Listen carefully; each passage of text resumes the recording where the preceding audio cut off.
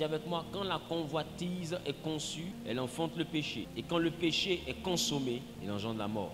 À l'intérieur de ce verset de Jacques, je veux vous faire comprendre un principe. Le principe de la conception et de l'enfantement. Lorsqu'on parle de conception, en ce qui concerne la reproduction humaine, la conception c'est donc l'acte d'intimité qui a généré le fœtus qui est devenu l'enfant. Qui me comprend un peu? Et il y a un jour où cette conception-là a eu lieu. Donc on est d'accord que quand la conception a lieu, c'est à cause de la conception qu'après l'enfantement a lieu. Donc concevoir envoie le verbe enfanter. Concevoir donne naissance au verbe enfanter. Ici, il m'importe donc de pouvoir cerner tout ce que concevoir peut signifier. Parce que concevoir ne veut pas parler seulement de actes intimes, mais concevoir peut parler aussi de ce que ma mentalité accepte. Quand on dit je conçois une chose, voici comment j'ai conçu la chose, c'est-à-dire voici comment j'ai vu ça. Dans ma conception, voici ce que je croyais, c'est-à-dire que dans mon entendement, voici comment je voyais les choses. Donc ça veut dire que la conception n'est pas seulement un acte sexuel, que la conception c'est aussi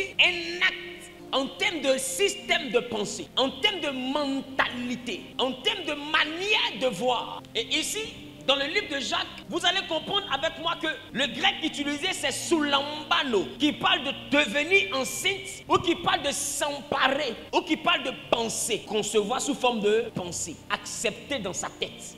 Devenir enceinte. Autrement dit, soulambano voudrait dire que à chaque fois que j'ai quelque chose qui rentre dans ma pensée, je suis enceinte. En réalité, la pensée est un peu comme des spermatozoïdes dans un appareil génital féminin. À chaque fois que quelque chose pénètre ma pensée, je tombe enceinte. Et à chaque fois que je suis enceinte d'une pensée, j'enfante quelque chose dans ma vie. Voilà pourquoi vous allez comprendre que beaucoup dans le développement personnel vous invitent à avoir des pensées positives. Vous avez beaucoup de livres sur la pensée positive parce que la pensée est un mode de reproduction. On peut reproduire par sexualité, on peut reproduire par pensée. Voilà pourquoi, comme Marie n'avait pas d'enfant et qu'elle n'avait jamais connu d'homme et qu'elle ne pouvait pas connaître d'homme, elle dit je ne sais pas comment je fais pour concevoir parce que je ne connais pas d'homme. Parce que le seul moyen de concevoir, selon Marie, c'est qu'un homme ait accès à elle. Or, ce qu'elle ne sait pas, pour tomber aussi enceinte, il faut qu'une information ait accès à ta pensée.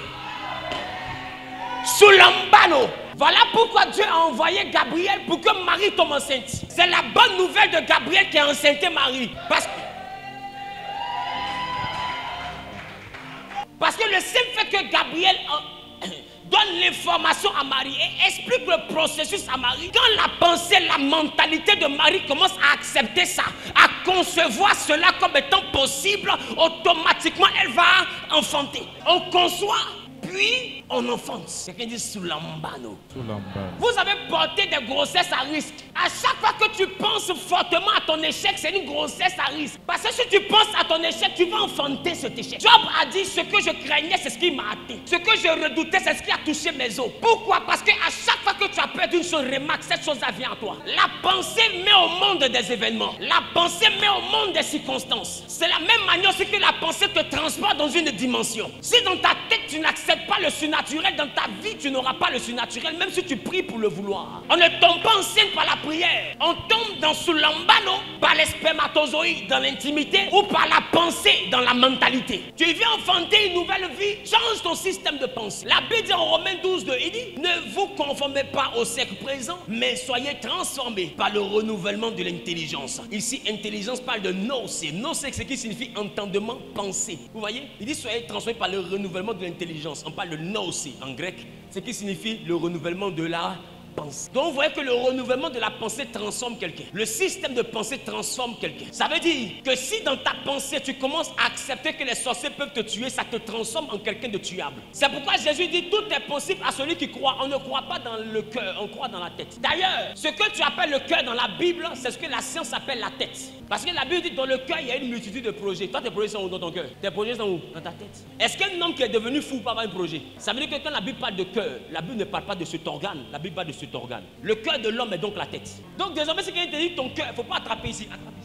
Parce que le cœur est donc l'endroit où les projets viennent au monde. Or, les projets viennent au monde dans ta tête, dans ton système de pensée. Est-ce que je parle à quelqu'un? Quelqu'un dit Soulambano. Il dit soyez donc transformés par le renouvellement de l'intelligence. Ça veut dire qu'à chaque fois que ton système de pensée accepte quelque chose, tu es transformé. Tu deviens ce que ta pensée accepte. Tu es vulnérable quand dans ta tête tu es vulnérable. C'est un principe. Et c'est de ce principe-là que naît la spiritualité. C'est pourquoi Jésus dit qu'il t'en soit fait selon ta foi. C'est-à-dire qu'il t'en soit fait selon ce que ta tête a accepté. Selon ce que tu conçois dans ta pensée. Si tu ne conçois rien dans ta pensée, il ne te sera pas fait selon ta foi. C'est ce que tu vas avoir dans ta tête, pas dans ta bouche. Et Dieu a reproché ça au peuple. Il dit ce peuple-ci me prie du bout des lèvres, mais leurs pensées, leurs cœurs sont éloignés de moi. Vous voyez? Regarde, on dit c'est en confessant de la bouche qu'on parvient à la justice et en croyant du cœur qu'on parvient au salut.